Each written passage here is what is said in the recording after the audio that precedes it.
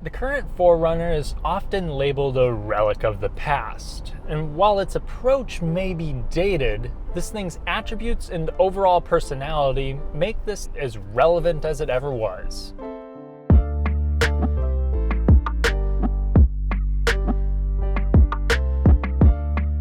If you enjoy detailed, fun car content, consider subscribing and hitting the bell for notifications. Thank you. For 2022, the only real difference in the 4Runner is that it gets a TRD Sport trim. So that makes technically 8 trims for the 4Runner. You'll have the SR5, the Trail Spec, then the TRD Sport, the TRD Off-Road, the SR5 Premium, the TRD Off-Road Premium, and then the Limited and TRD Pro. So quite the extensive list, but each serves their own purpose and they're pretty easy to tell apart. The model next to me is a TRD Off-Road, and the truck I drove is the new TRD Sport. No 4Runner goes too bare bones. You'll have standard LED fog lights, LED headlights. I do wish some LED daytime running lights were available, but the look still remains sharp, and I think the 4Runner actually has aged very gracefully. You see major changes to the front end of this truck depending on which trim you go with. The TRD Sport and Limited share like a large bar right in the middle there. If you get any of the TRD models, you'll have a glorious non-functional hood scoop up there. And the Pro gets a Toyota grille that is often imitated on lesser models, along with this big skid plate standard that was accessorized onto my TRD Off-Road here. This gorgeous nautical blue truck is available at Royal South Toyota in Bloomington, Indiana. The staff at Royal pay close attention to detail and strive to give you a great experience. If you're in the market for a new Toyota or something secondhand, check them out. Under the hood of the 4Runner is a 4-liter naturally aspirated V6. It's been around in a similar form since the early 2000s. It makes 270 horsepower and 278 pound-feet of torque, the same exact numbers as the Tacoma's 3.5 liter. However, in this thing, it makes its numbers just a little bit lower in the rev range, which makes it feel more appropriate for a truck in my opinion. This is paired up with a 5-speed automatic though that can do damn near 70 miles per hour in second gear. So the ratios there aren't too aggressive. However, you at least won't get taxed with complexity and expensive maintenance costs. This thing has a great reputation by now, and it would have a very strong argument for itself in claiming that it is the most robust, durable engine that Toyota still has in their lineup. It's either this or the 2.7 liter in the Tacoma, in my opinion. There's no direct injection, still dual overhead cam, and its simplicity, along with the 5-speed auto here, mean that fuel economy isn't particularly great. And really, you're not getting a whole lot of performance for your added fuel costs. But let's see what the numbers say. For this test here, I have traction control shut off and AC is also off. Do take into account it is 90 degrees out and very humid, which is not good for horsepower.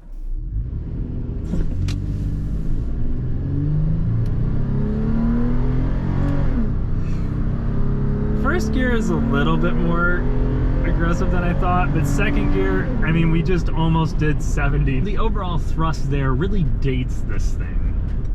You guys aren't gonna like this. 0 to 60 in 8.8 seconds. Admittedly, Motor Trend got 8 seconds and most others have beat me to 60. I just had poor conditions and a slower launch. In reality, this power plant moves the truck without feeling stressed the vast majority of the time. It just lacks the punch that would make it feel relaxed under acceleration. But if you just want a more responsive throttle, there are aftermarket solutions. I wish this gen could have gotten the old Tundra's 4.6 V8 as an option though. Towing with this V6 is an adequate 5,000 pounds. More importantly, all trucks provide approach and departure angles that rival that of a goat. When it comes to ground clearance, you'll have 9.6 inches, which is just about segment leading, and the TRD Pro gets an inch lift up front, but the ground clearance stays the same. I think this is just due to the tires. And for 2022, that truck offers the electric lime color. Next year, I think it's Solar Octane, which is an equally aggressive orange. Well, this is honestly one of my favorite looking mainstream SUVs on the market today, just because it's boxy and bold without being too extra. But let me know what you guys think in the comments section. Now, the 4Runner offers various packages and features within the trims, so I won't get too nitty-gritty here, but one of those is a panoramic viewfinder, which basically gives you a 360 view camera that can help you on the trail or if you're parking. But the camera quality itself would have been unimpressive for 2009. It's about on par with 90s Gran Turismo and early Android video. Most Toyota 4Runners will have some form of 17-inch wheels, with my favorites being the TRD rims. The TRD Sport and Limited will ride on 20s. But all trucks will come with Toyota's Smart Key to lock and unlock the vehicle without ever pulling out your key. One thing that doesn't bother me, but maybe some of you do not get a power rear gate on any Toyota 4Runner. If you get the Limited or TRD Pro, you'll have parking sonar sensors. But in case you were wondering, all trucks get the cool roll down rear window. My tester here has blackout emblems, a black exhaust tip, and the Predator side steps, all of which are optional accessories. Now, if we're just pulling up to highway speeds like you normally would, the 4Runner gets the job done just fine. It does still feel like I have to get into the gas pedal more than a lot of other vehicles. If you really want it to kick down, you're gonna have to just plant the thing or really blip that throttle. Otherwise, it's just going to hold on to gears. Even something like a 2.3 liter turbo in the Ford Bronco feels noticeably more peppy at all times than the V6 here. But I think that's something that Toyota bros are okay with. Up at highway speeds, this is going to be a lot more tame than a Bronco though, or anything with a removable roof for that matter. Sounds like a regular SUV. Tire noise isn't too ridiculous, wind noise isn't too ridiculous. I've never been driving one of these and heard whistling. Sound levels in here are muffled, yet not luxurious. But the interior does a stronger job at making me feel comfortable for longer distances in here. The interior of the 4Runner is best categorized as plush and chunky. So the dashboard, just like a truck should be, is short and tall. Your gauge cluster has an ultra clean, simple layout, all analog with a little multi-function display in there that actually does a great job at giving me exactly what I need. And your infotainment screen is, well, so much better than the pre-2020 cars, is still behind for the segment, just not painfully so. And it's a simple layout. You have physical buttons to guide you around the infotainment system, physical volume and tune knobs, and giant climate controls, with probably the largest buttons still offered in a new car. Seriously, everything in here looks like it could be used even if your gloves had gloves on. One knock is that you have to go Limited or TRD Pro to get dual zone automatic climate control. Speaking of large, the shift knob is kind of comically big, and it's the TRD exclusive shift knob. But one special thing down here for the TRD Off-Road and TRD Pro models, you have a manual shift lever for the four-wheel drive system. The other ones will have an electronic shifter with a dial. And I also like the plastic carbon trim. It doesn't get marked up too easily, and it has a little bit more flair than the standard stuff. Speaking of flair, I really do like how Toyota keeps to the boxy theme on the inside and the outside. Like, the windows feel high up here, and the placement for the buttons is just very odd. But like, the door panel is very squared off.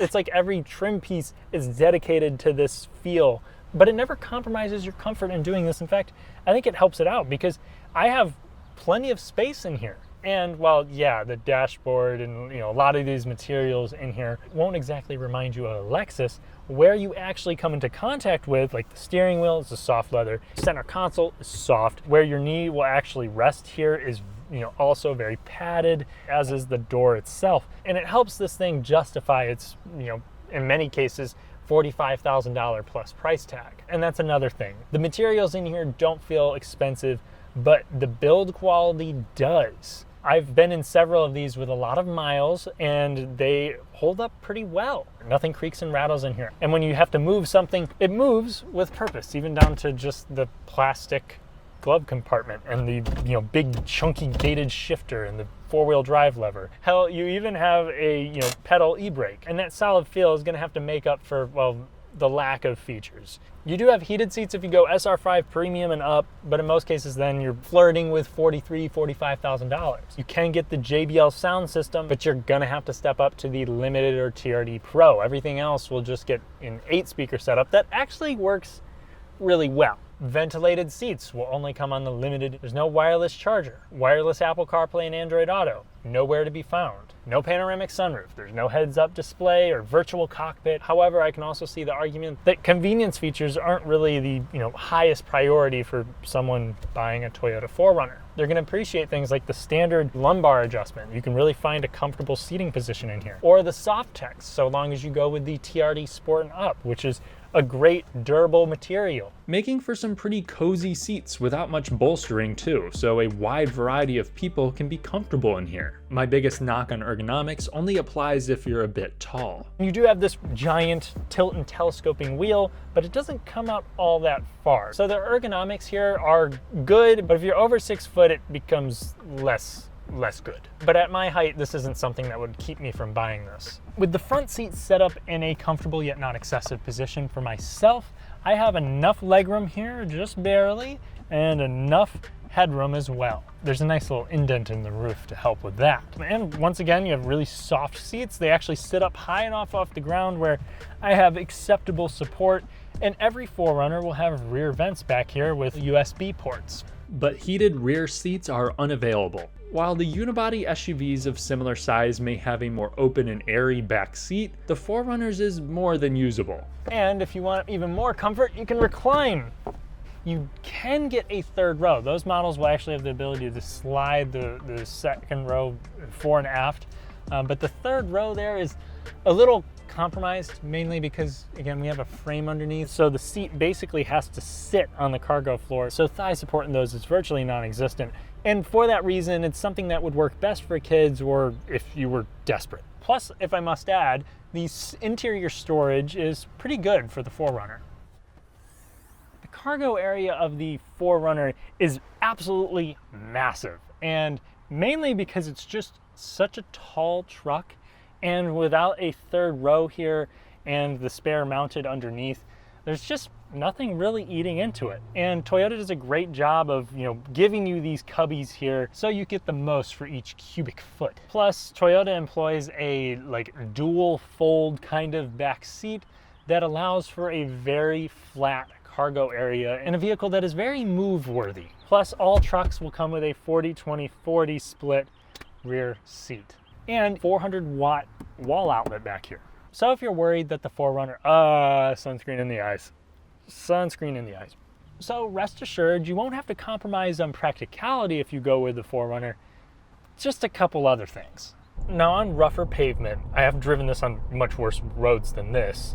The TRD Sport suspension is no joke. It improves your body roll. Brake dive, noticeably improved.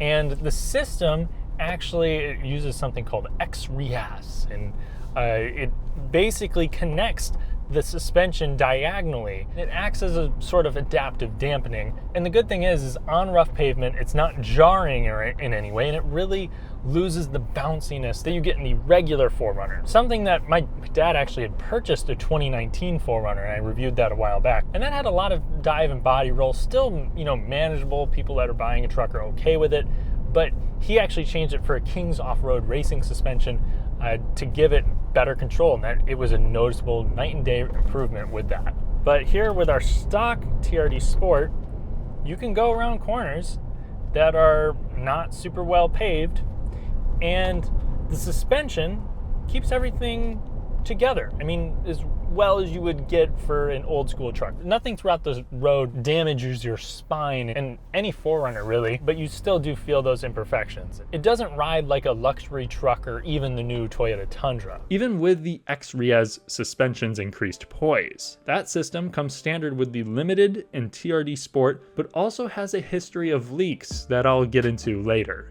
The brakes in here are disc all around and get the job done, but have a more spongy feel than what you get with pretty much any other new truck or SUV. And the steering too doesn't inspire confidence exactly. It's not very precise, it's slow, which I don't really want darty steering in a top-heavy SUV, but I think the Ford Bronco has more predictable steering and makes it feel like I don't have to put in as many inputs as I do with this thing.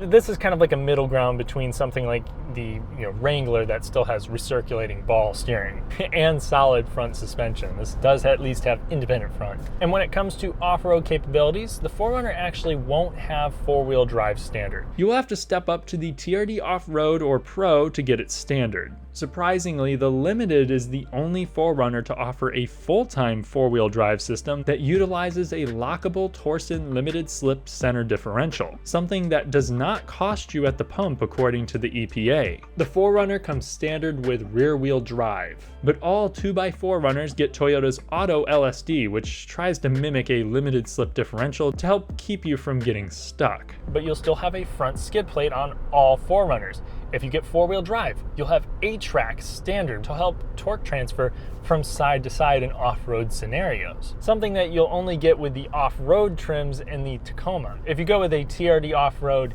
in the 4Runner, you're going to get trail control, which is an off-road cruise control, works at low speeds, and is a bit of a trick system there because it can actually dig you out of some more hairy situations, so not just a gimmick. Plus, you'll get a locking rear differential and the option for KDSS, which is not a disconnecting sway bar. Instead, it uses cylinders with hydraulic fluid in the front and back that push fluid back and forth, relieving pressure and essentially unlocking the sway bars, according to Toyota. And since it's more of a reactive system, it's on demand. KDSS models also get thicker sway bars, so this setup improves on-road body roll and off-road wheel articulation. The TRD Pro gets Fox off-road racing shocks with external rear reservoir and TRD-tuned front springs, along with the other TRD off-road features. To help protect all of this is standard autonomous braking, lane departure prevention, and each model gets adaptive cruise control. Blind spot monitoring and rear cross traffic alert are available on TRD Sport and standard on the SR5 Premium onward. But one better form of active safety feature is good visibility. The boxy proportions, large windows, and somewhat thin pillars make this an easy vehicle to see out of, and the reliability makes it easy to live with too. Some report issues with the door lock actuators, there was a fuel pump recall, some 2014 to 2019 models had a temperamental rear diff groan, and the X-Riaz suspension that helps the 4Runner handle well also tends to leak. Some people have no issues, but it's been like this for a while as X-Riaz was released about 2 decades ago. People usually just swap the system after this happens around 50-60,000 miles. Some cases, it makes it 100. They also build the 4Runner in Japan, which is typically a good thing, and it does feel sturdy. You might be sick of hearing it, but there's a reason why almost always the first thing said about the 4Runner is that it feels ancient, and that's because it truly does. I've spent so much time driving newer SUVs that hopping into this takes me back. Feel it in the powertrain, you feel it in the handling characteristics, even though they're admittedly improved with the TRD Sport suspension, and you feel it in the steering. But for this truck's intended purpose, the quieter cabin plush seating and surfaces keep this thing more reasonable than something like a Bronco or Wrangler. I think the 4Runner still has its target lock. And when you add in the ludicrous practicality from this being an actual box on wheels, the build quality, and the simplicity, the 4Runner becomes a refreshing option free of BS. I wouldn't recommend this to someone who doesn't plan on exercising its capabilities. If you're comparing this between a regular midsize crossover these days, this will feel clumsy, old, slow, and smaller for passengers. However, if you want the ability to go where a Wrangler can, or that substantial feeling of a body-on-frame truck, while remaining as refined as any other Toyota SUV, the 4Runner is perfect. It's a well-executed compromise between everyday duty and trail capability. The straightforward approach to this kind of vehicle is exactly what the current market lacks. As a result, this outsells the Highlander and the Honda Pilot. In fact, the 4Runner just had its best year ever. What other car does that 13 model years into a generation? The 4Runner is not a dinosaur that soldiers on year after year. It's a constant proposition that becomes more and more sought after as the competitors change. Replacing the 5th gen 4Runner will be a tall task.